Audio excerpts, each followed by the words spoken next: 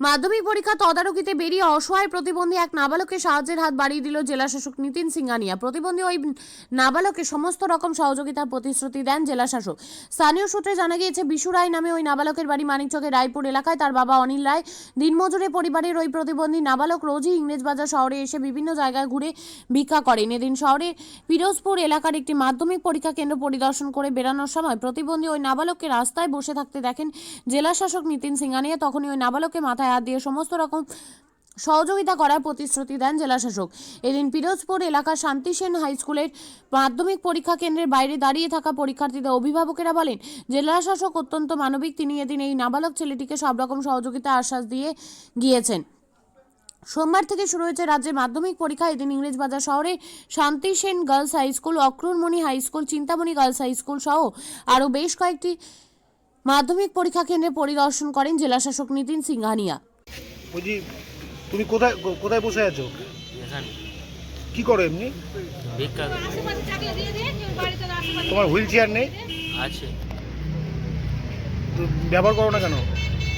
বাড়িতে আছে, আনলাম না, গাড়িতে আছে। তুমি পড়াশোনা করো?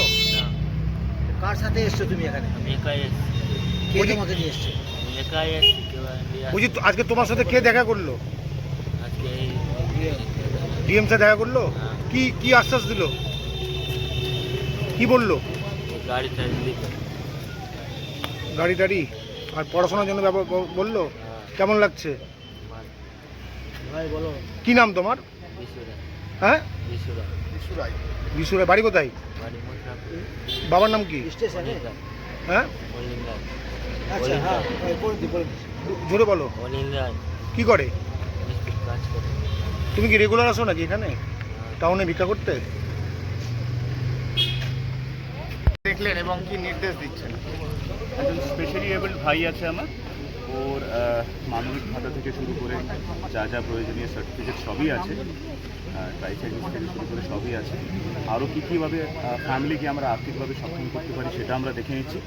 ওর পড়াশোনার জন্য কী করা যেতে পারে সেটাও আমরা দেখে নিচ্ছি। বাকি যা যা লাগবে সবটাই আমরা করে দিচ্ছি স্যার, কীভাবে চোখে পড়লো আপনাদের মাধ্যমে। আপনার মেয়ে তো পরীক্ষা দিচ্ছে, দীর্ঘদিন ধরে বসে আছে, এখানে কি দেখতে পেলেন? এইখানে দেখলাম দুইজন সাংবাদিক, হ্যাঁ খুব ভালো একটা কাজ করলো। ছেলেটা হাঁটতে চলতে কিছুই পারে না, হ্যাঁ ও দাঁড় করিয়ে বললো দাঁড়া একটু, তোর ব্যবস্থা করছি। ছেলেটা প্রথমে ভয় পেয়ে গেছিলো, তারপরে ওরা বললো যে না, তো ভালোই ব্যবস্থা করছি।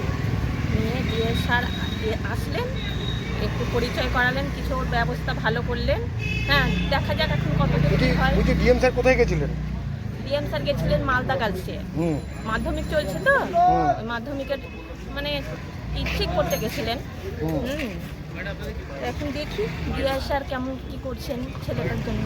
বলছি, কেমন লাগলো ডিএম স্যার এই হ্যাঁ, উদ্যোগটাকে? খুবই ভালো, খুবই ভালো, মানে প্রশংসা মানে অতুলনীয়, খুব ভালো স্যার। এরকম দেখা যায় না। আপনার নাম? আমার নাম তাপসী দাস। ঠিক আছে।